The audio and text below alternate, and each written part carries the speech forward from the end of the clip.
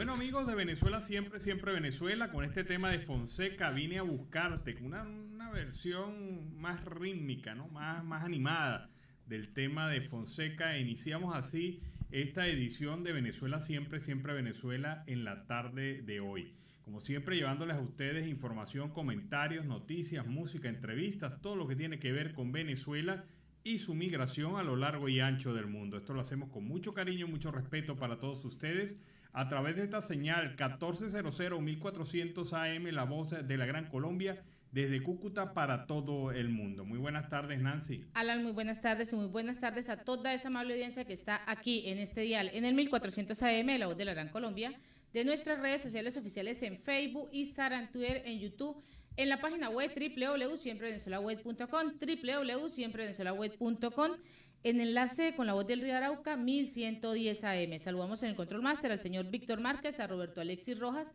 en las redes sociales Alex Meneses y en la producción a Vanessa Chacón, Alan Peralta con Registro Nacional 0715 y quien les habla Nancy Pacheco con Registro Nacional 0713, el Colegio Nacional de Periodistas, Seccional Norte de Santander. Bienvenidos a esta primera ronda informativa en Siempre Venezuela, Venezuela es Noticia.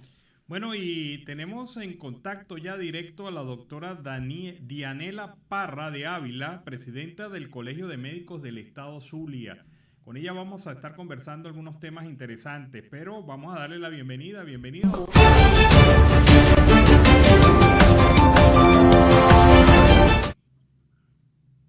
Doctora, muy buenas tardes. ¿Nos escucha? Buenas tardes, los escucho perfectamente. ¿Y ustedes me escuchan? Perfecto, ¿Aló? doctora. Estamos saludándola, pero vamos a saludarla como es. Hoy es el Día de la Mujer, así que felicitaciones, y un gran abrazo. Hola, ¿me escuchan? Sí, ya, ahora sí la escuchamos. Sí. Bueno, muy buenos días. Muchas gracias, Nancy y Osvaldo, por esta invitación a atender esta entrevista en este día tan especial como Bueno, doctora, ¿cómo está la situación laboral del médico venezolano en este momento? Estamos a las vísperas de la celebración del Día del Profesional de la Medicina y queríamos saber cuál es la visión que usted tiene sobre este tema. Ciertamente el próximo jueves celebramos el nacimiento del doctor José María Vargas, que es el padre de la medicina nacional. Realmente es bastante deplorable el estado actual en el que se encuentran las condiciones de trabajo del médico venezolano. El sector público ha venido deteriorándose de manera progresiva y vertiginosa por cuanto se han venido abandonando las políticas sanitarias que existían en el país y ha traído como consecuencia un grave deterioro de los indicadores de morbilidad y mortalidad, con reaparición de enfermedades reemergentes y con el tema, por supuesto, de la pandemia, que en el caso nuestro, acá en el estado Zulia, hemos perdido 178 colegas desde junio del 2020 a febrero del 2022. Una pérdida muy valiosa porque precisamente las condiciones de trabajo que imperan, que existen actualmente en los hospitales de esta ciudad y del país, están francamente reñidos con lo que significa el saneamiento ambiental. Empezando por el tema del agua y el tema de la energía. Son dos temas que están afectando a todo el país y en el caso particular de nuestro estado, aun cuando somos un estado poderoso en energía porque somos los primeros productores de petróleo, estamos con crisis de agua que llega cada 2 semanas, hay sitios donde nunca llega, hay sitios donde llega cada mes y es un agua que no está en condiciones de potabilidad. Así igual ocurre en los hospitales. El tema de la energía que ha lesionado, que ha dañado pues todos los artefactos, todos los equipos. No tenemos estudios de imágenes de tercera generación, no hay tomógrafo funcionando, no tenemos mucho menos un resonador funcionando en el sector público, no tenemos bombas de radiaciones para las radioterapias que requieren nuestros pacientes cancerosos. Los insumos elementales como el agua, por ejemplo, tienen que llevarla hasta el agua que va a consumir, el agua de uso personal, de qué digo de los antibióticos, la sutura, los equipos que se requieren para hacer estudios de pirometría, electrocardiogramas, electroencefalogramas, estudios de hemodinámicos, todo eso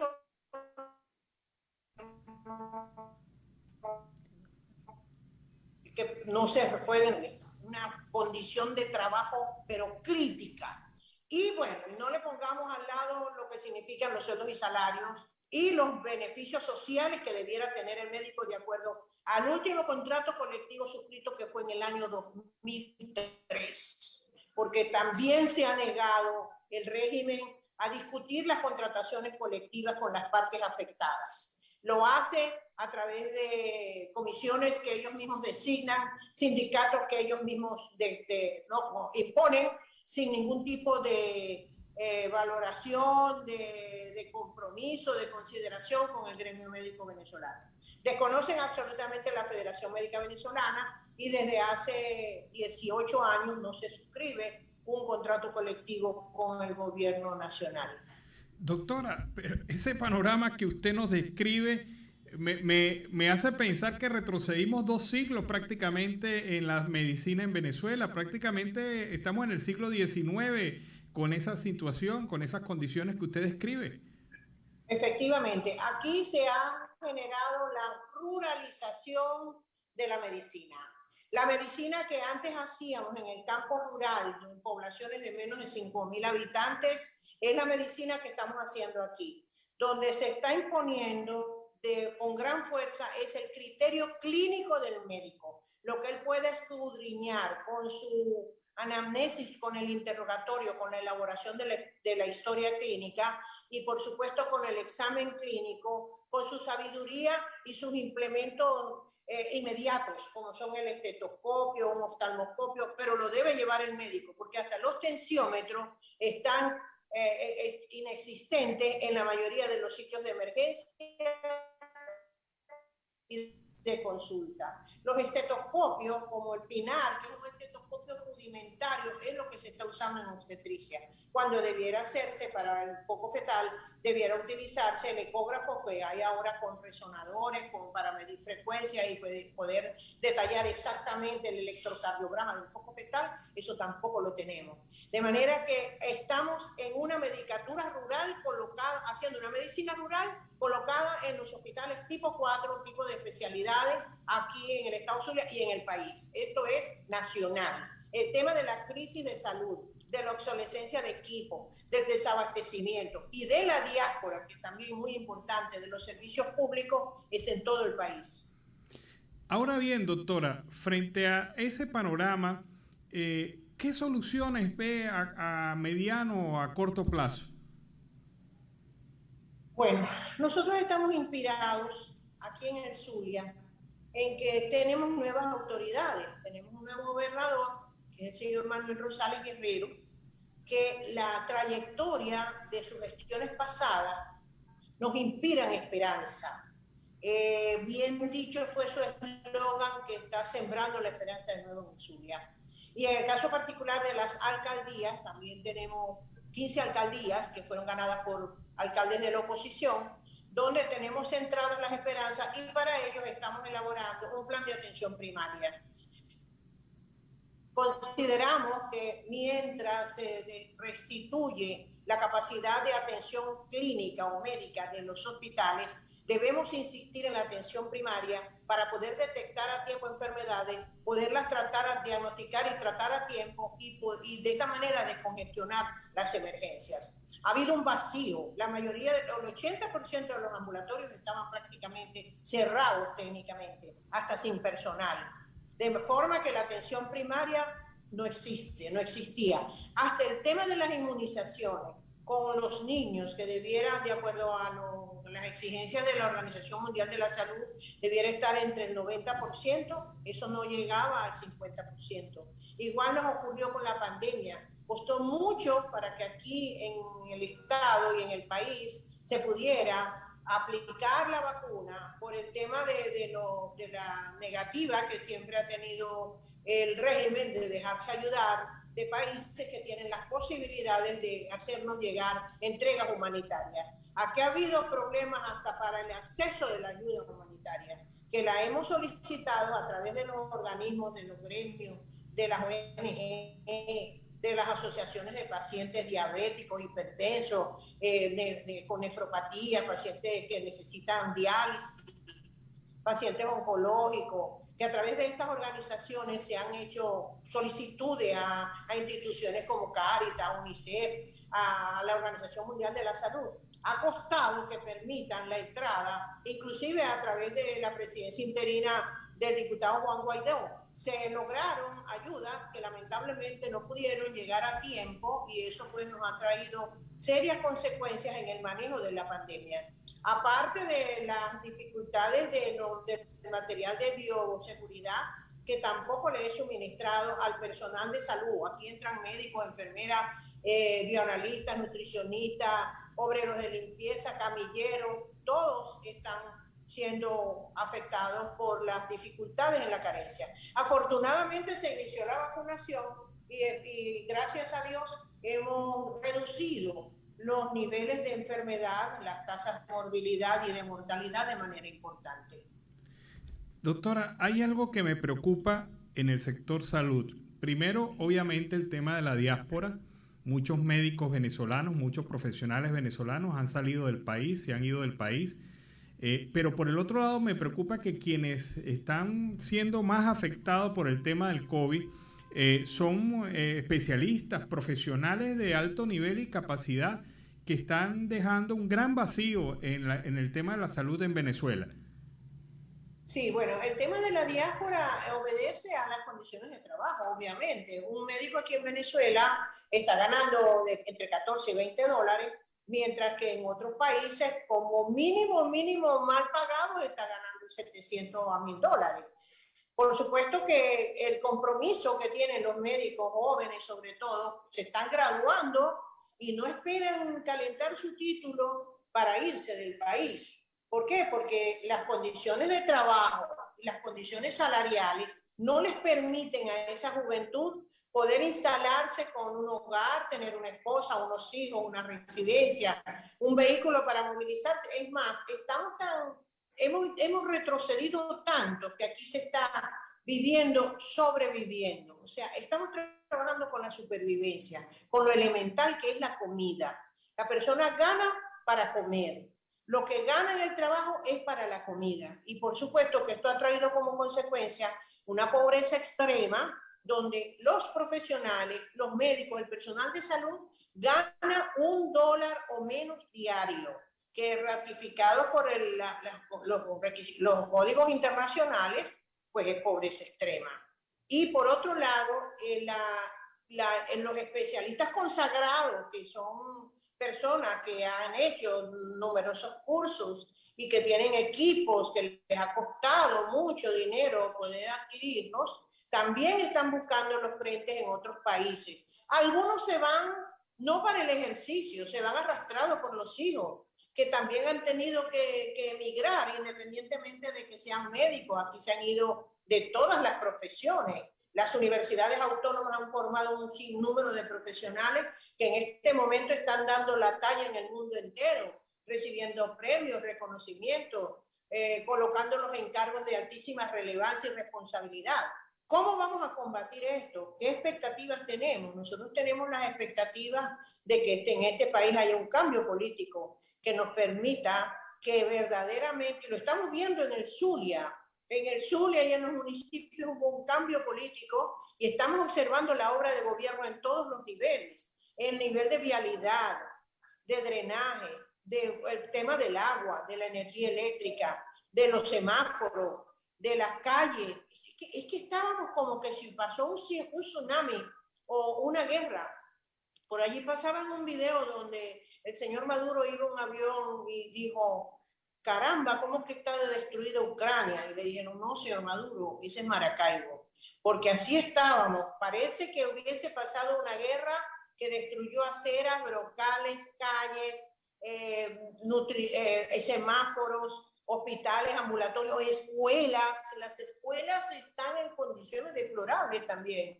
sea que tenemos la esperanza de que así como en el Maracaibo y en el Zulia se está viendo un cambio, podamos lograr ese cambio político a corto plazo en el país.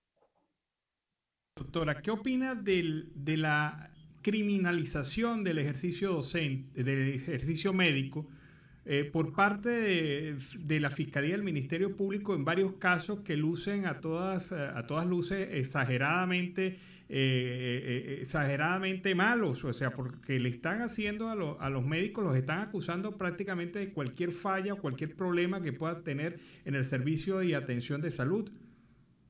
Bueno, esto justamente nosotros lo estamos trabajando en esta Semana del Médico. Hemos creado un taller especial para atender, para orientar, para, digamos así, documentar y adoctrinar a los médicos en ejercicio sobre los instrumentos legales sobre los cuales se soporta el ejercicio de la medicina. Es muy importante que se sepa que el médico es un ser humano y no es infalible. Lo grave es que el médico no puede equivocarse. Yo siempre pongo de ejemplo la cocinera o el cocinero que hace arroz todos los días. En casa, yo sé hacer arroz, pero algunas veces me puede quedar salado, otras veces se puede pasar de cocción, otras veces puede quedar más húmedo, otras veces puede quedar muy seco, y esto es una receta de todos los días. Imagínense el médico en el ejercicio, sobre todo en el ejercicio público, donde tiene que cargar sobre sí mismo el peso de sus problemas familiares, de sus problemas para poder pagar un condominio o para poder enviar los hijos al colegio o para poder comprar la comida, que es fundamental, cargado de las precarias condiciones de trabajo, puede equivocarse. Claro que puede equivocarse, pero es que un error médico no puede ser, no es aceptable. Entonces, ¿por qué? Porque el médico, nosotros tenemos un principio que es no hacer daño, es nuestro principio fundamental en latín, ¿verdad? Y ese principio lo soportamos en el conocimiento, las habilidades y las destrezas. Hoy en día tenemos una población de médicos con dificultades de capacitación y de destreza. Y tenemos además una penalización que pasa por varias sanciones. Es el único delito que recibe varias sanciones, digamos delito entre comillas. Porque si un médico está atendiendo una cirugía y el paciente hace un paro cardíaco y no hay suficiente, o se baja la electricidad, o no hay suficiente medicamentos para poderle activar, o no tenemos un resucitador, por supuesto que ese paciente puede morir. Y no es un error del médico, sino una consecuencia de las condiciones que trabaja el médico. Pero puede también que el médico se equivoque y pueda romper un vaso o perforar un útero, un curetaje. Esas son posibilidades que existen dentro de las complicaciones que puede tener un acto médico. Y por eso insistimos en el consentimiento informado, que es el consentimiento que debe dar el paciente para el procedimiento que se le va a aplicar, estando él en conocimiento de las consecuencias que pudieran derivarse de ese procedimiento. Pero entonces decimos, primero, lo penaliza el Colegio de Médicos, le da una sanción moral y una sanción monetaria que es muy baja, pero es. Segundo, lo sanciona como delitos. Si hubo muerte, ¿verdad? Hubo responsabilidad penal por homicidio, que lo denominan homicidio culposo, homicidio X, homicidio Y.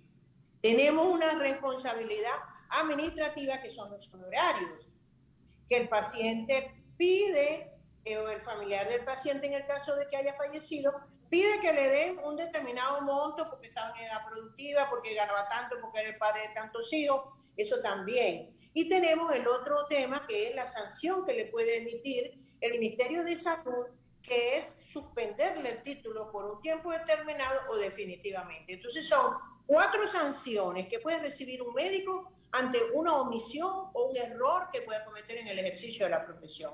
Esto se combate es con conocimiento, con sabiduría, con estudio del médico que se tiene que mantener actualizado y con la destreza que debe tener para realizar los procedimientos que así lo requieran.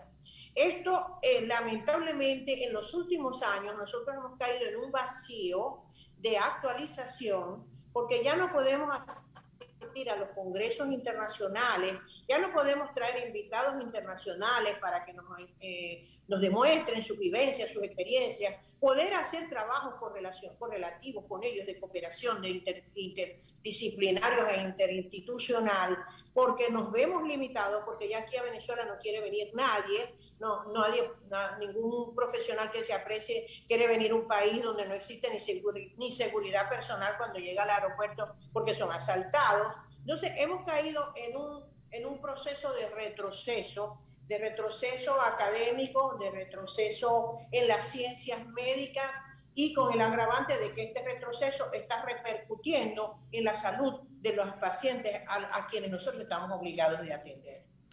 Bueno, muchas gracias, doctora. Doctora Dianela Parra de Ávila, presidente del Colegio de Médicos del Estado Zulia. Con ella hemos estado conversando durante la tarde de hoy. Muchas gracias, doctora. Gracias a ustedes y feliz Día de la Mujer. Bueno, y vámonos a la pausa comercial y musical del momento, y al regreso seguimos acá en Venezuela Siempre, Siempre Venezuela. La culpa es...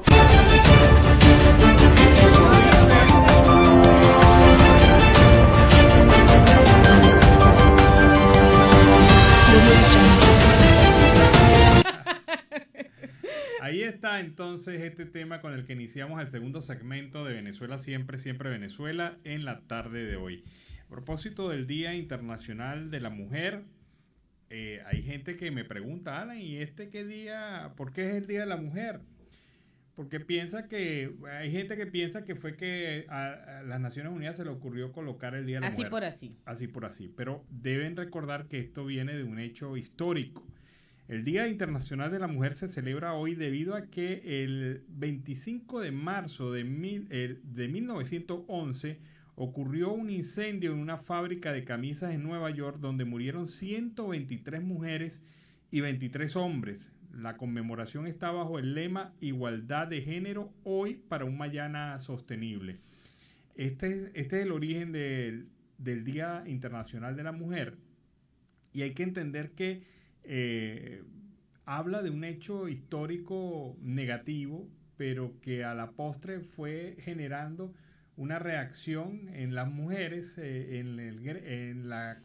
los grupos feministas que dieron acceso a varios derechos que en ese momento estaban negados: el derecho al voto, el derecho político a la participación, el derecho a igualdad en el trabajo, el derecho a salario justo. O sea, son varias cosas que han logrado las mujeres durante estas últimas décadas, y que simple y llanamente pues hay que felicitarlas hoy y agradecerles su compañía. Y hablando de ese tema del Día Internacional de la Mujer, también muchos comentarios acerca de este gran día. Ese día del cual se realizan esas felicitaciones por ser el Día de la Mujer, pero este pero es entrecomillado. Tenemos a mujeres ucranianas, tenemos niñas, niños, adolescentes que están pasando por una situación totalmente compleja. Esas niñas venezolanas que están saliendo, que están siendo maltratadas, que están siendo ultrajadas. Además, el feminicidio se ha disparado en un 100%, Alan y audiencia.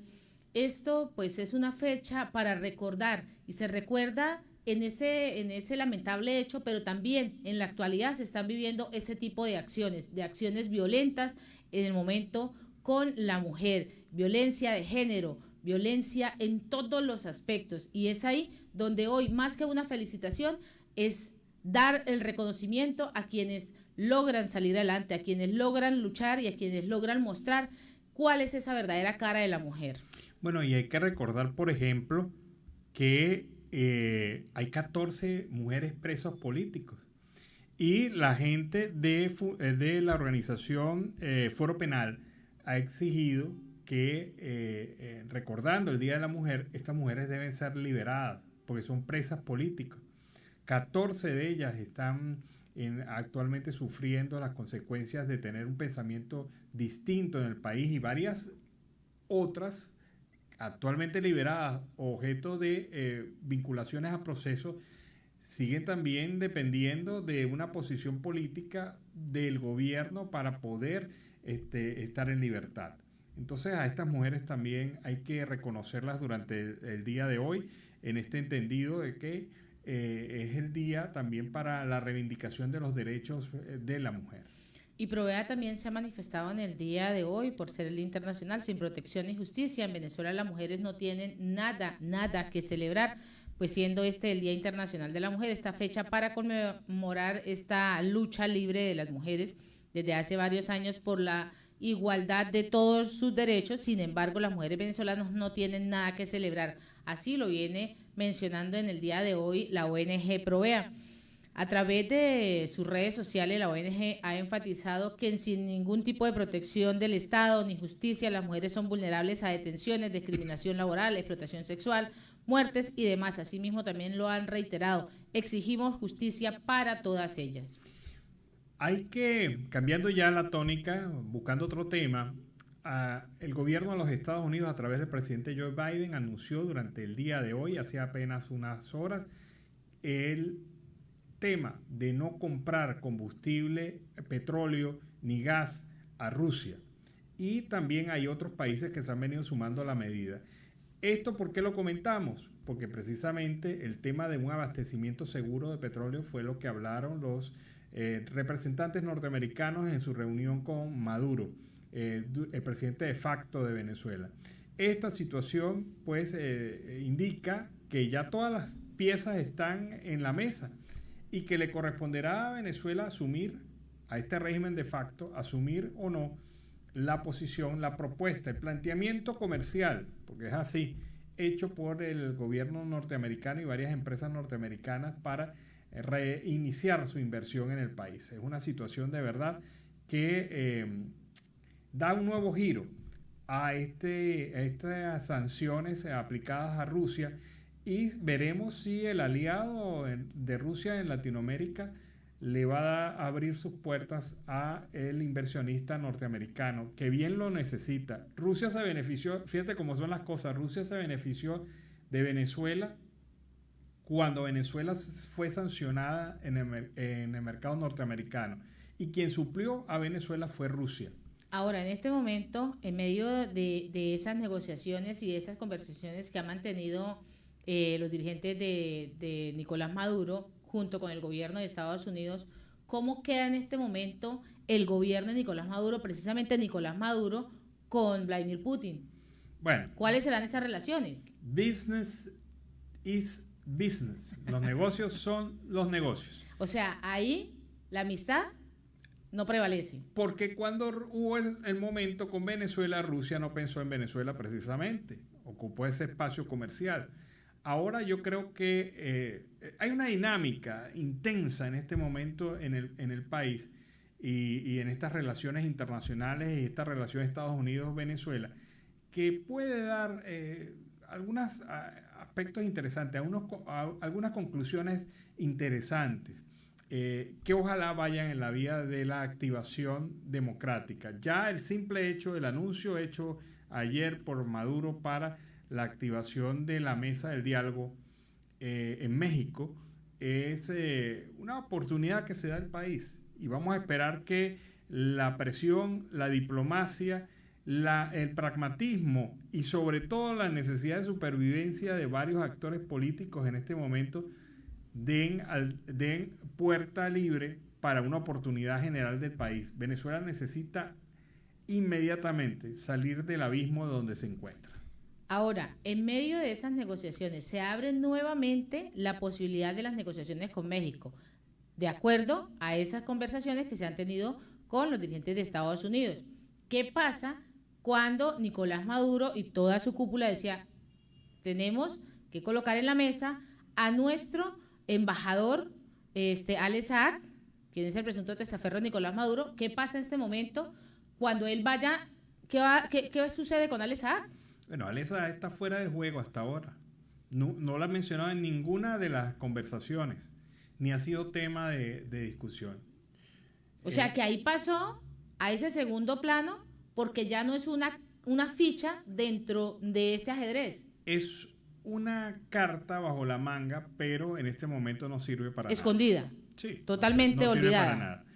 Bueno, la isla de Toas, perteneciente al municipio de Almirante Padilla en el estado Zulia, es un territorio cuyos habitantes deben luchar diariamente por acceder a alimentos y servicios básicos. Hay un trabajo de crónica sobre Isla de Toas preparado por el Comité de Derechos Humanos del estado Zulia. Vamos a escuchar. Ahorita la comunidad está pasando por una situación muy difícil. Cuestión de derechos humanos con respecto a los servicios públicos, aquí estamos pero caóticos. Eso tiene muchos años que los servicios públicos aquí prácticamente no funcionan. Todos los días se va la luz. Anoche se fueron como 3 veces se fue la corriente. Se nos queman los artefactos eléctricos. Niños de maternidad no tienen las medidas, o sea, los materiales apropiados para que ellos puedan estar, imagínense, sin corriente. Tenemos muchas necesidades en los salones. Tenemos 2 años prácticamente con esta situación. A veces tenemos que dejar de hacer el almuerzo por comprar el agua. No hay carro de transporte, no hay. Mucha gente camina. La mayoría de las personas aquí caminamos. Los niños son todos hijos de pescadores. Ellos a veces no tienen cómo traer después pagar a los niños a la boca. Aquí si descansamos un día no vamos a morir de hambre. Nosotros vendemos diario y si fallamos un día no comemos. Entonces la gasolina da ahora muy cara. Es difícil, una situación muy difícil. Le quitan los techos a las casas y los venden los dueños. Y le venden los techos y la madera para irse para otro país. Yo le digo la isla de la fantasía, tan bonita que era nuestra isla, ahorita es un caos. Me duele lo que pasa aquí. Pero de verdad que es bastante lamentable la situación que está viviendo ahorita. Bastante lamentable y decadente.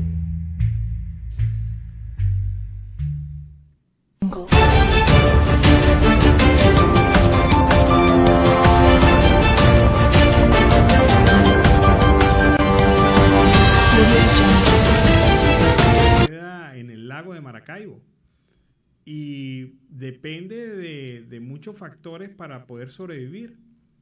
Y los problemas que ustedes escucharon allí son problemas cotidianos. Desde que el pescador no pueda salir a pescar por la falta de combustible y eso genera una cadena de sufrimiento porque no hay alimento entonces en la casa y si no hay pez no se pueden pagar servicios y si no hay pescado ni hay trabajo ni hay servicios, hay pobreza. Y eso es Isla de Toas en este momento en el estado Zulia. Y a esta hora en Siempre Venezuela, siempre vamos con el primer reporte de nuestro corresponsal Oliver Luyano, el amigo de todos.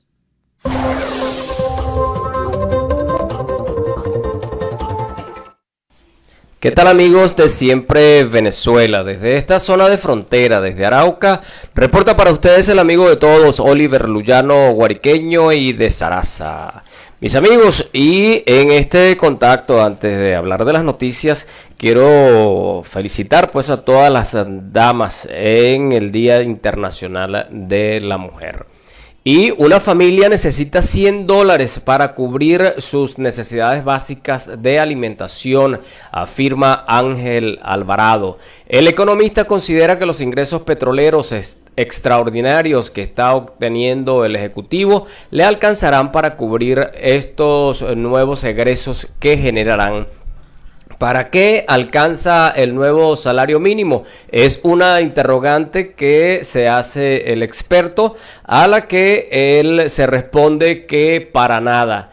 Se adelanta a decir Ángel Alvarado cuando se le consulta sobre el tema y señala que una familia venezolana promedio puede cubrir sus necesidades mínimas con alrededor de $100 mensuales.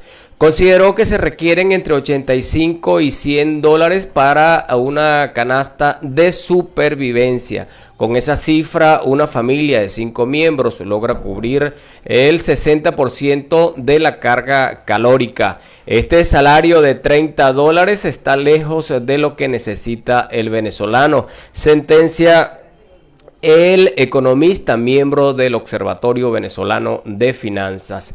Al mirar el sector privado, Alvarado señala que el salario promedio más bajo está rondando los 90 dólares, con lo que se cubre lo que define como la canasta de supervivencia.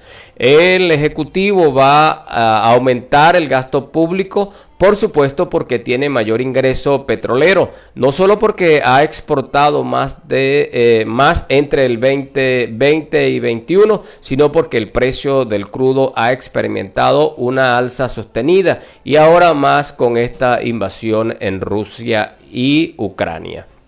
Sin embargo, amigos, ha comenzado otro término a conocerse en la economía venezolana y es la canasta de supervivencia. Para nadie es un secreto que nuestros hermanos venezolanos, cuando conversamos acerca de la situación que se vive en Venezuela, apenas dicen que se trabaja para sobrevivir, para subsistir. En otro orden, amigos, Estados Unidos confirma reunión con el gobierno de Nicolás Maduro. El diario The New York Times, que adelantó la noticia de este viaje, precisó que la delegación estadounidense estuvo encabezada por Juan González, asesor de la Casa Blanca para Latinoamérica. La Casa Blanca confirmó el viaje de una delegación estadounidense de alto nivel a Caracas. Y además el gobierno de Nicolás Maduro, el propio presidente, emitió un pronunciamiento el día de ayer donde señala que abiertamente se ha reunido con estos comisionados y que muchas cosas pudieran estarse dando para los próximos días. Esto entra pues Nicolás Maduro a un nivel de mucha importancia. Esta reunión ha dejado también muchas expectativas. Alguna gente se pregunta por qué los altos comisionados no se reunieron con el presidente reconocido por Estados Unidos como presidente interino, Juan Guaidó. Muchas cosas por ver, muchas interrogantes. Aquí les vamos a presentar un extracto de lo que fue la posición o la locución de Nicolás Maduro con respecto al tema de la visita de los delegados de Estados Unidos, donde por cierto destacó que el presidente de la Asamblea Nacional pudiera en algún momento emitir más declaraciones al respecto. Desde la máxima esperanza de un mundo mejor, nosotros poder avanzar en una agenda que permita el bienestar y la paz de los pueblos de nuestro hemisferio, de nuestra región, y una agenda positiva entre el gobierno de Estados Unidos y el gobierno de la República Bolivariana de Venezuela. También, amigos, el tema de la oposición venezolana sigue dando mucho que hablar. Ahora el secretario general de Acción Democrática, Bernabé Gutiérrez, ha dicho hasta cuándo los fascinerosos del gobierno interino van a estar libres, burlándose de la justicia. Declaraciones recogidas producto de la entrega del informe presentado ante la Comisión Especial del Parlamento que investigó las presuntas acciones perpetradas contra la República por un grupo de diputados del 2015. Es hora de que Venezuela y las futuras generaciones sepan quiénes son los fascinerosos, corruptos y quienes trabajan por Venezuela. Así lo denunció Bernabé Gutiérrez, diputado a la Asamblea Nacional y secretario general de Acción Democrática, a propósito del informe presentado por el diputado José Brito, presidente de la Comisión Especial que investigó las acciones supuestamente perpetradas contra la República por un grupo de diputados del periodo 2015. El dirigente político expresó que esa Asamblea Nacional se dio a la tarea de dar un golpe de Estado porque nombró un gobierno interino fuera del contexto constitucional, que a su juicio terminó siendo un gobierno de fascinerosos y de ladronzuelos y corruptos. Así lo aseveró el dirigente de Acción Democrática. Sí, amigos, las cosas en la oposición. Este sector lanza dardos en contra del otro y bueno, quedamos a la expectativa, ¿no?, de lo que pudiera ocurrir. Mis amigos, desde esta zona de frontera, desde Arauca, reportó para ustedes el amigo de todos, Oliver Luyano, guariqueño y de Saraza.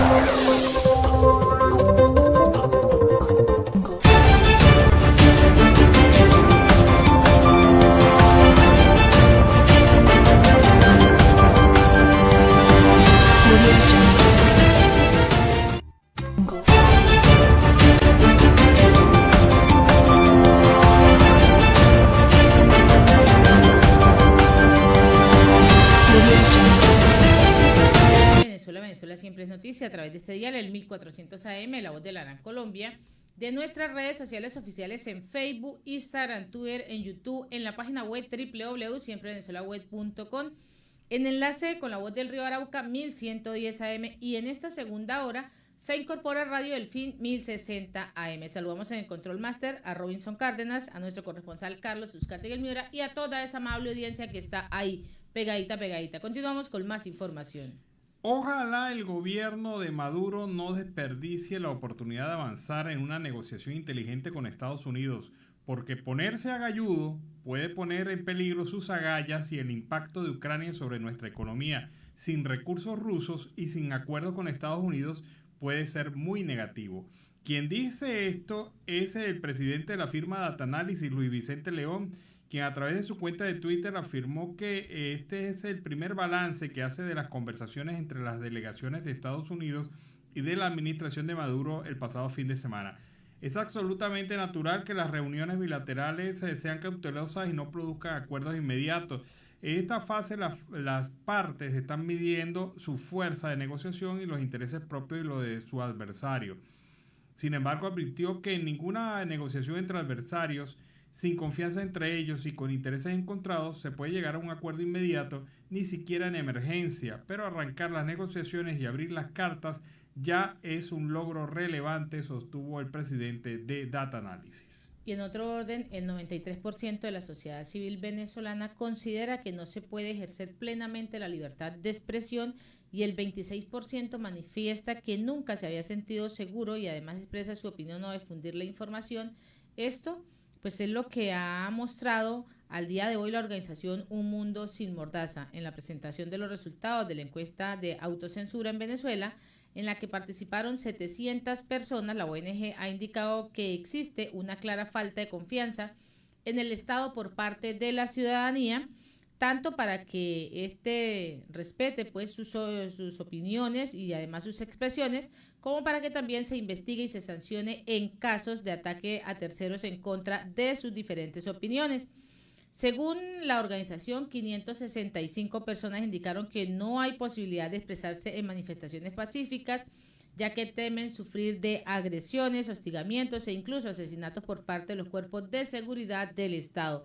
Los venezolanos, por las limitaciones, restricciones y persecuciones, pues han empezado a tener tendencia de autocensurarse cada vez más en las diferentes redes sociales, siendo esta pues una nueva tendencia por los últimos años debido al miedo de ser objeto de excesiva discriminalidad respectiva al Estado. De acuerdo con el estudio, el 29,4% de los venezolanos considera que han realizado algo de autocensura, el 30,1% dijo que casi siempre se autocensura en las diferentes redes sociales. Bueno, y es que este es el miedo que ha generado el régimen de facto con esta persecución que hacen de ciudadanos venezolanos por emitir opiniones en redes sociales. Algunos están todavía en procesos. Hubo uno, por cierto, un trabajador del Estado venezolano que hizo un comentario en redes sociales y han pasado 4 años y todavía está detenido. Y es un preso político, uno de los presos políticos. Y sus razones tuvo para expresar su opinión, pero el gobierno lo ha tratado como si fuera un terrorista, y ese ha sido el trato que han recibido otros. Por eso es que es este miedo, ese temor a expresarse a través de redes sociales de manera abierta. Además que, bueno, cuando tú te expresas en WhatsApp, por ejemplo, que fue el caso del que acabo de mencionar, uno se supone que está hablando con personas conocidas y amigas. Pero uno de los miembros del grupo de WhatsApp tomó imágenes y esto generó todo un proceso que mantiene a esta persona detenida en una cárcel venezolana. Y el saludo del Grupo de las Naciones Unidas con motivo a celebrarse el Día Internacional de la Mujer. Escuchemos. Es una excelente oportunidad ahorita para que pues trasladarse hasta allá y que el CCT... Mi nombre es Marjorie Contreras, soy licenciada en Estudios Internacionales y formo parte del equipo ONU desde 2013. Como oficial de monitoreo y reporte de resultados, tengo la oportunidad de trabajar en diversas iniciativas que promueven el empoderamiento de niñas, jóvenes y mujeres en diversos temas como la acción por el clima, la educación, la salud, a favor del desarrollo del país. Una de las cosas que más disfruto de mi trabajo es la posibilidad de generar espacios de encuentro y coordinación para lo más importante, tener acciones significativas para las personas, sin dejar a nadie atrás. Hoy más que nunca seguimos sumando esfuerzos en la igualdad de género para un mañana sostenible. Bueno, importante...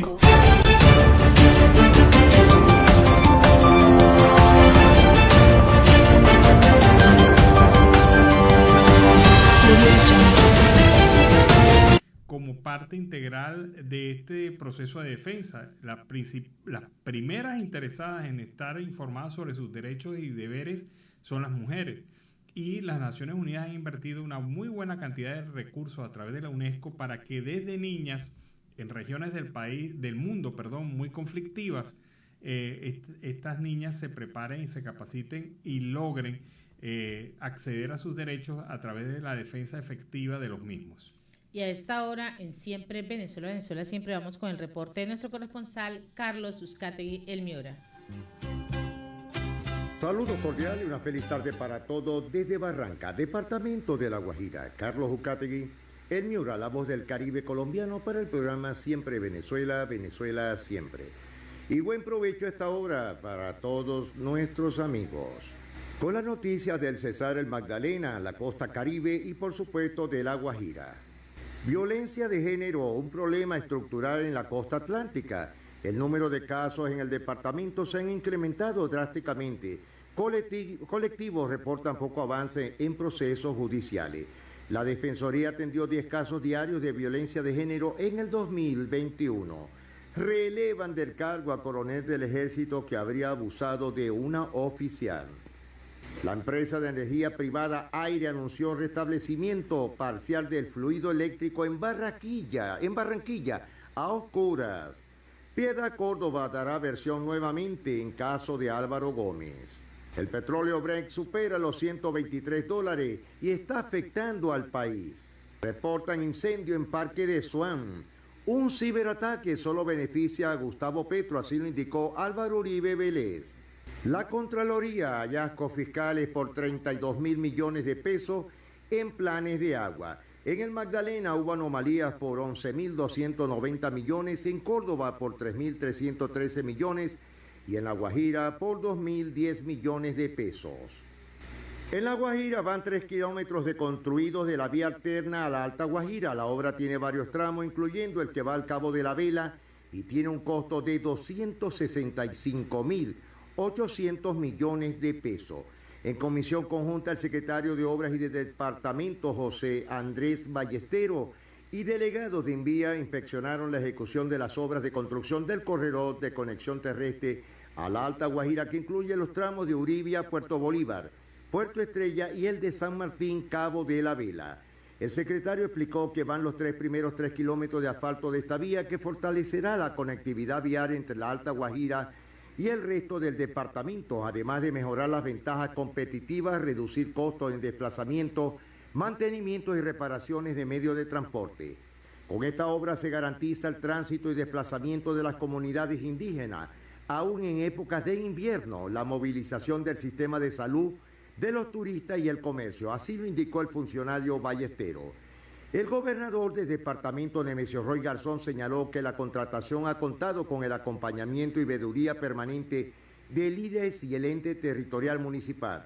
Esta obra fue un compromiso prioritario desde el inicio de la administración y con la verificación de los avances en su ejecución se está cumpliendo. Adicionalmente, se ha contribuido significativamente a la reactivación económica de la zona con la generación de empleo y la adquisición de bienes y servicios.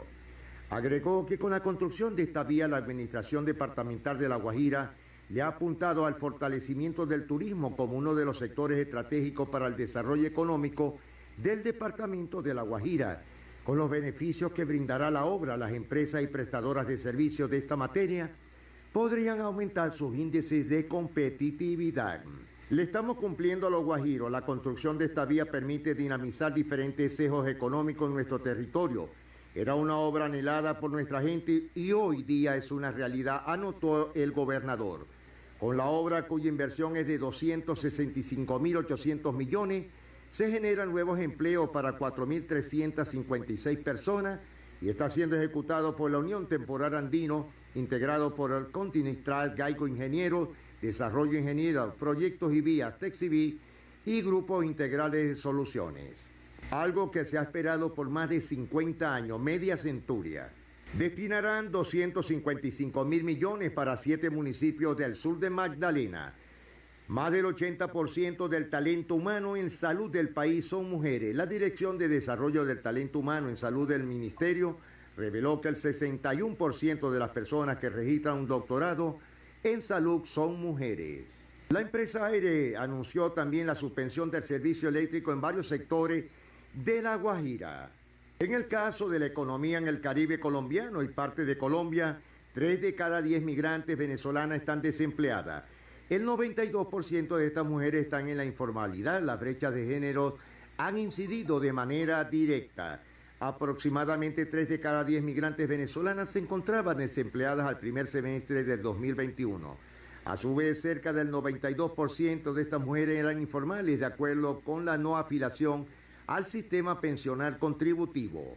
En un estudio realizado por la ONG Curso Internacional, apoyado por el gobierno de Canadá, se reveló que las mujeres están lejos de recuperar las condiciones de trabajo que tenían en la época previa a la pandemia, pero son las migrantes venezolanas quienes se mantienen en la situación más grave. Las independientes enfrentaron una caída brusca de los ingresos del 11% durante los primeros meses del año pasado, frente al periodo de septiembre de 2019 a febrero del 2020, mientras que este indicador fue de 6% para las mujeres locales, lo que se considera como una pérdida también alta. El estudio muestra cómo el salario mínimo se mantiene como algo inalcanzable para las migrantes venezolanas. En promedio, las independientes ganaban una suma inferior a la mitad de esta remuneración, menos de 427.000 en el 2021. Por su parte, las asalariadas devengan ingresos menores de 800.000.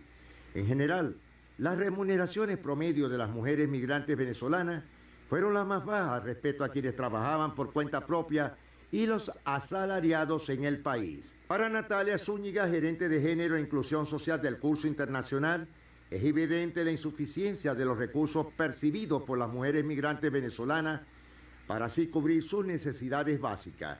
Las migrantes han dejado atrás en esta recuperación laboral y por esta razón el mes de la mujer en la ocasión para reiterar como el derecho del trabajo docente para estas mujeres es una deuda histórica que hoy cobra más relevancia.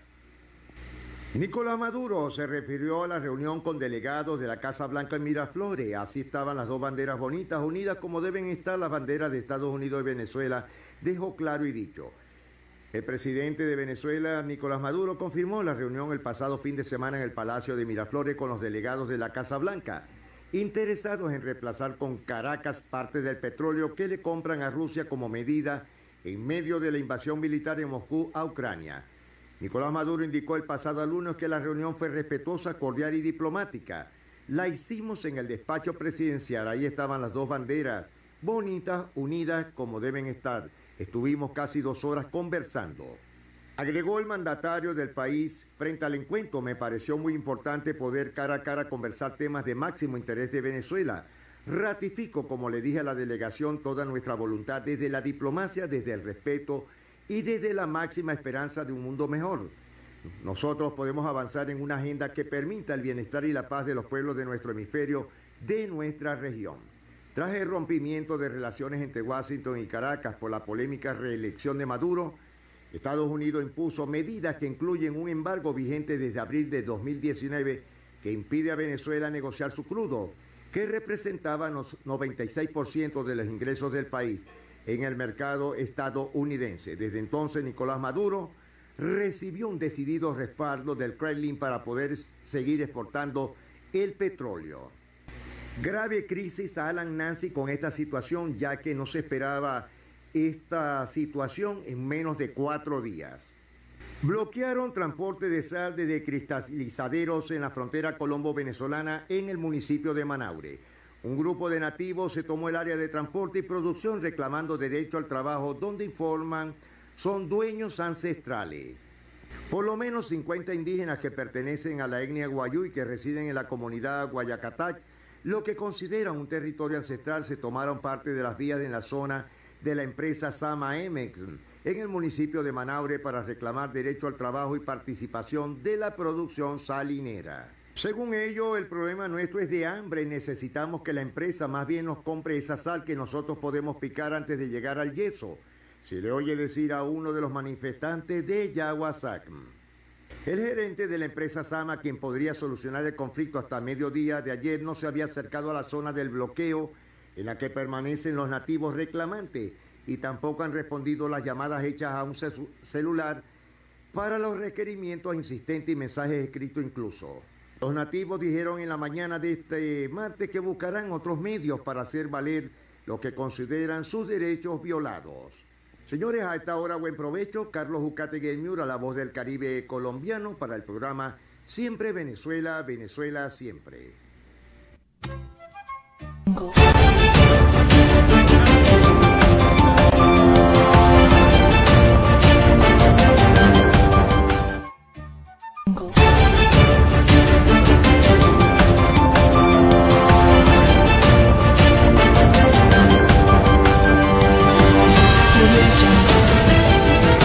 Allá en el Centro Comercial Bolívar, aquí en la ciudad de Cúcuta, donde se las disfruta muy bien. De verdad que sí. Dijo, sí, dijo, eso toca mirar a ver cuál es la situación y cómo lo vamos a disfrutar aún más todavía. Bueno, noche de fantasía. El economista Luis Oliveros calificó como increíble que haya gente molesta tras la visita de una delegación de Estados Unidos a Venezuela para reunirse con Nicolás Maduro, el presidente de facto de Venezuela. El mensaje publicado en Twitter, Olivares señala: hay gente molesta porque Venezuela y Estados Unidos están conversando, increíble. Más temprano, en otro tuit, el especialista en el área de economía dijo que de seguir esto como va, tendremos que cambiar algunas proyecciones económicas para Venezuela. Sin embargo, Oliveros advirtió que el país necesita cambios urgentes en el marco legal para aprovechar oportunidades que se le presentan en la industria petrolera. Y el ministro de Comunicaciones e Informática, Frei Ñáñez, informó que en las últimas 24 horas se registraron 149 nuevos casos de contagios de COVID-19. De acuerdo al funcionario, 2 de ellos son de llamados importados procedentes de Panamá, y a través de la cuenta en Twitter el ministro también detalló que los casos comunitarios se detectaron en Lara 88, Yaracuy 21, Miranda 18, Cojedes 8, Caracas 7, Anzoátegui 2, Vargas 1, Falcón 1 y Carabobo 1, llegando así a un total de 516.966 casos confirmados, 4.022 casos activos y 507.294 personas recuperadas, de lo cual se presenta el 98% de los contagios. También agregó que a la fecha hay 2.493 pacientes que se encuentran asintomáticos, 942 con insuficiencia respiratoria aguda leve, 424 con insuficiencia respiratoria aguda moderada y 163 en la unidad de cuidados intensivos. Bueno, y la dirigente de la educación, Griselda Sánchez, anunció que gracias a la vía de la protesta hay la reapertura del IPASME en Caracas y Caucagua. Vamos a ver este video. Feliz día para todos nuestros docentes activos y jubilados de Venezuela. Por aquí pasamos para saludarles, para invitarlos a incorporarse a todas las protestas que hemos venido organizando en defensa de los derechos laborales del sector educación y el rescate además de nuestros derechos humanos. Hoy queremos hacer público este trabajo que hemos venido realizando con diferentes docentes del país, donde incluso nuestros valiosos colegas de Caucagua se han incorporado y han salido a alzar la voz para la apertura del IPASME de este estado que además estaba cerrado. Queremos informar que gracias a esas movilizaciones, a ese esfuerzo de cada compañero de este estado, de nosotros y de todos los que nos sumamos a las protestas, a las ruedas de prensa, hemos logrado la apertura de este IPASME, así como también lo hicimos aquí en Caracas y como también se vino haciendo en el estado Aragua. El llamado es a sumarte, colega, a que no dejes en mano de otro lo que solamente tú puedes hacer y que es responsabilidad de todos recuperar y lograr la apertura de todos los IPASME que existen en Venezuela. No más muerte para el sector educación. Unidos vamos a poder lograr nuestros objetivos. Bueno.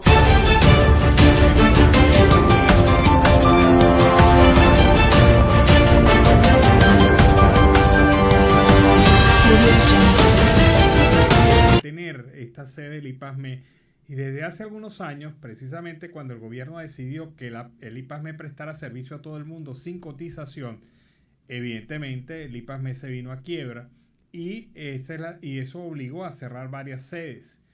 Ahora los docentes dicen, me siguen descontando, me siguen ofreciendo servicios médicos que no disfruto, vamos a reabrir la sede del IPASME y esa es la lucha que está realizando esta gente a través de Forbici. Y la Fuerza Armada Nacional Bolivariana, en labores de escudriñamiento y rastreo, pues desmanteló y destruyó un centro de elaboración de explosivos improvisado con más de 1.000 kilogramos de pólvora y otros químicos en el estado Apure, en la zona fronteriza con Colombia. Así lo ha informado al día de hoy el comandante estratégico operacional de la Fuerza Armada Nacional Bolivariana, Domingo Hernández Lares, por medio de un mensaje en Twitter. Y en otro mensaje divulgado en dicha red social, también aseveró que la maldad racial sin límites de los narcoterroristas colombianos traspasan nuestro territorio nacional, aprovechándose de los terrenos intrincados de 2.219 kilómetros del eje fronterizo para atraer toda clase de costumbres aberrantes a causa de estas afectaciones negativas a nuestra población. Bueno, y un grupo de mujeres, como lo están haciendo en diferentes partes del país, en Venezuela, se concentró frente a la sede de las Naciones Unidas en Caracas con el propósito de dar un mensaje en el Día Internacional de la Mujer. Con flores blancas pidieron el cese de la acción belicista de Rusia contra el pueblo de Ucrania y exigieron que las Naciones Unidas fuera más firme, más fuerte en este propósito de enfrentar la acción rusa de invasión en estos territorios. Así que la mujer venezolana manifestando su apoyo a Ucrania en este momento. Y a esta hora vamos con el reporte de nuestro corresponsal Oliver Luyano, el amigo de todos.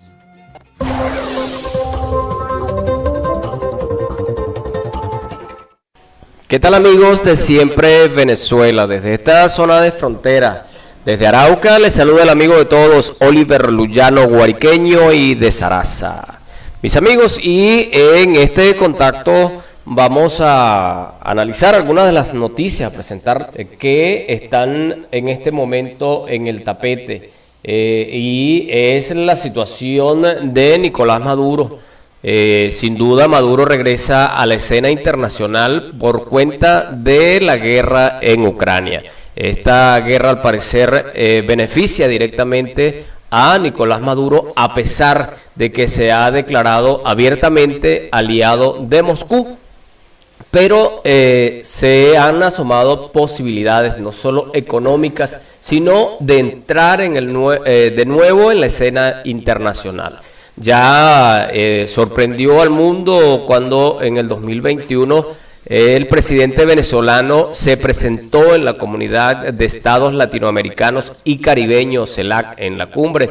Hacía bastante tiempo que no salía del país debido a las sanciones estadounidenses, pero que ya en septiembre del 2021 muchos se asombraron al ver al presidente venezolano en la reunión de la Comunidad de Estados Latinoamericanos y Caribeños, CELAC. Hacía bastante tiempo que no salía del país, producto de las sanciones estadounidenses, y que además Estados Unidos ofrece 15 millones de dólares por su captura. Pero ha sido Estados Unidos quien ha concretado un acercamiento con Caracas. Este acercamiento deja muchas posiciones y nosotros queremos presentarles, amigos, algunas de las posiciones que hasta este momento hemos conocido. Y en primer orden tenemos las declaraciones que ha hecho el ex embajador Diego Arria, quien ha dicho que cómo queda el papel de la oposición en Venezuela, por qué no se tomó en cuenta a Juan Guaidó, y además dice cuánto puede tener el valor de la libertad de los venezolanos a un presidente que le han sometido a sanciones y que luego pareciera que el interés por el petróleo venezolano ha despertado la posibilidad de que el gobierno de Biden suspenda las medidas que ha tomado contra el régimen usurpador de Nicolás Maduro. Escuchemos lo que dice Diego Arria. Queridos amigos, ayer hice una declaración en un video donde decía que Ucrania y Rusia no estaban tan lejos de nuestro país como algunos imaginamos, pero lo que nunca pensé que era tan cerca como el momento que yo decía eso. Estaban llegando 3 delegados de los Estados Unidos, no como turistas, sino como negociadores diplomáticos de alto rango. Uno de ellos, el jefe del Consejo de Seguridad Nacional de los Estados Unidos de América Latina, un señor González. El otro, nada menos que el embajador en Venezuela, que tiene sede en Colombia, James Story. Y el tercero, cuyo nombre no lo sé, encargado de temas de negociación de prisioneros. Esto tiene, evidentemente, una serie de dimensiones. La primera, vamos a poner la primera, que es el tema petrolero. Venir a tratar de buscar los pocos barriles de petróleo que Venezuela puede dar a cambio de levantar sanciones, es algo para mí, si ese es el caso, absolutamente condenable. Maduro es un hombre que tiene una recompensa ofrecida por ellos mismos de 15 millones de dólares. También, la segunda dimensión, el gobierno reconocido por los Estados Unidos y su presidente reconocido es Juan Guaidó. Sin embargo, Juan Guaidó, que está en Venezuela, no fue el visitado. Fue él, la persona, el usurpador Maduro y algunos de sus principales cómplices. El no visitar a Guaidó, que está en Venezuela, sino ir a la periferia y buscar al jefe de los negociadores nombrado por Guaidó y los integrantes para ir a las conversaciones en México, es un poco decirle a Guaidó que para los efectos prácticos importantes no existe. Esto es realmente gravísimo. Yo sé que hace mucho tiempo incluso venezolanos han estado buscando cómo eliminar sanciones en los Estados Unidos por sus propios intereses particulares. Y hay una empresa petrolera, la primera interesada, que es Chevron, que tiene aún un interés mayor.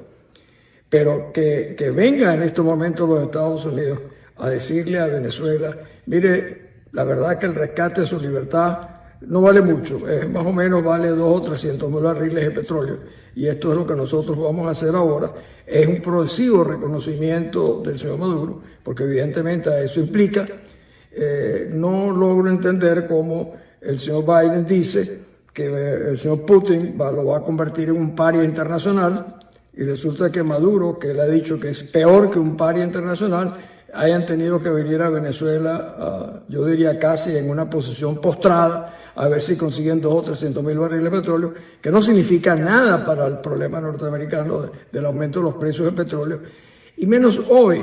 Ojalá se tenga la misma importancia de lo que significa rescatar la libertad de Venezuela y no ayudar de esa manera a legitimar ante el mundo, porque eso es lo que estaría haciendo los Estados Unidos, nada menos que al usurpador, que ellos mismos le pusieron una recompensa de 15 millones de dólares. Mi concepto, con toda sinceridad, debo decirle que me tiene realmente horrorizado ese comportamiento, que significaría un poco, no existe la oposición venezolana, lo que existe es la tiranía del usurpador Maduro. Sin duda, amigos, que la intervención de Diego Arria deja muchas preguntas que los venezolanos estamos buscándole respuesta. Pero también quiero presentarles la posición que ha fijado María Corina Machado, esto en su cuenta Twitter a propósito de la reunión de funcionarios de Estados Unidos con Maduro. Ella ha dicho que Venezuela es hoy una amenaza para la seguridad nacional de Estados Unidos y el hemisferio. Aquí hay presencia militar de Rusia, China e Irán. Se instaló una plataforma de propaganda contra Estados Unidos y la región y se desarrollan actividades de violación de los derechos humanos. Venezuela jamás será un proveedor confiable de energía para Estados Unidos mientras Maduro y el régimen estén en el poder. PDVSA es una empresa insolvente y sus recursos financieros están atrapados en el sistema financiero ruso. Además, el petróleo que produce Venezuela, esta posición de María Corina, que siempre ha estado clara con respecto a cómo debe ser la lucha en Venezuela. Hoy día la oposición está desconocida prácticamente por su aliado de Estados Unidos. Y aparte surge la mayor interrogante: ¿cuál será el futuro de Maduro? ¿Cuál será el destino de la relación de Rusia y Venezuela? ¿Cómo queda la alianza Putin-Maduro? Mis amigos, desde acá, desde esta zona de frontera, desde Arauca, reporta para ustedes el amigo de todos, Oliver Luyano, guariqueño y de Zaraza.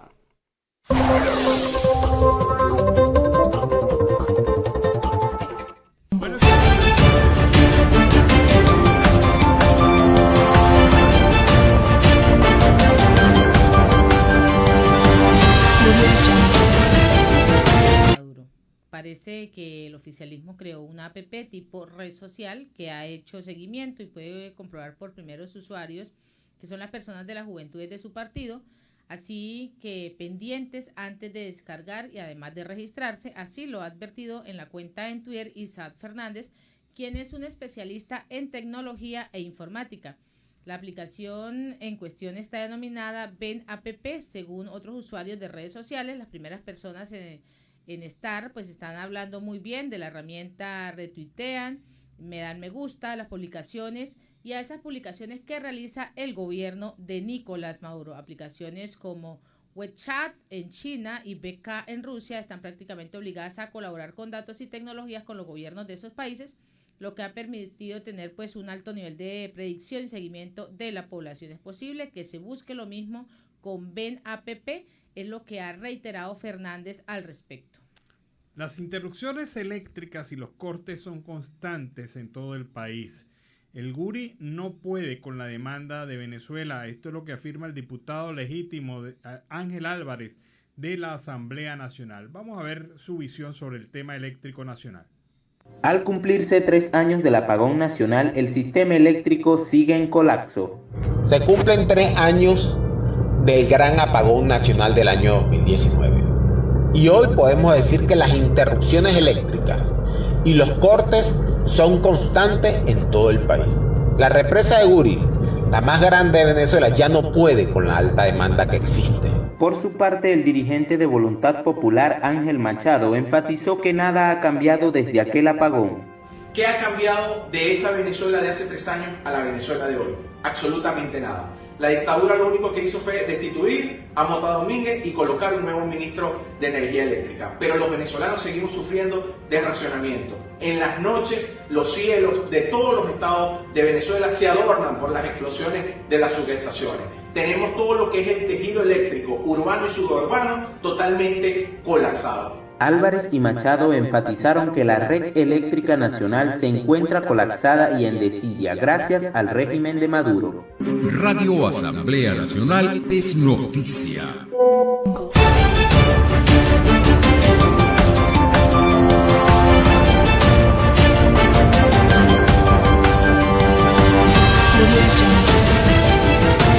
que los venezolanos podrán recibir la prórroga de su pasaporte a domicilio en cualquier lugar del mundo. La información la dio a conocer Vizcaíno a través de una transmisión en vivo desde la cuenta de Instagram. Aseguró que el servicio ya se encuentra activo en el portal web de Jaime y que los venezolanos podrán solicitar su ticket de prórroga siempre y cuando los pasaportes estén en un estatus de prorrogable. Bueno, también uno que se ha pronunciado sobre la visita de la delegación norteamericana a Venezuela y su reunión con el gobierno de facto ha sido el dirigente de oposición Enrique Capriles Radowski, quien dijo ojalá traigan resultados positivos. En un mensaje publicado en Twitter, Capriles escribió sobre la información de una visita el fin de semana de funcionarios a nuestro país. Ojalá la misma traiga a futuro resultados positivos en la búsqueda de una solución democrática a la crisis política, económica y social que padece nuestra Venezuela. Y así con esta información hemos llegado al final de esta emisión de Siempre Venezuela. Venezuela siempre es noticia a través de este dial, el 1400 AM, La Voz de la Gran Colombia, de nuestras redes sociales oficiales en Facebook, Instagram, Twitter, en YouTube, en la página web www.siemprevenezuelaweb.com, www.siemprevenezuelaweb.com, en enlace con La Voz del Río Arauca, 1110 AM y Radio Delfín, 1060 AM. Agradecemos en el Control Master al señor Víctor Márquez, a Roberto Alexis Rojas, a Robinson Cárdenas, en las redes sociales Alex Meneses y en la producción a Vanessa Chacón, Alan Peralta con Registro Nacional 0715 y quien les habló, Nancy Pacheco, con Registro Nacional 0713, el Colegio Nacional de Periodistas, Seccional Norte de Santander. Hasta la tarde. Hasta la tarde, cuídense.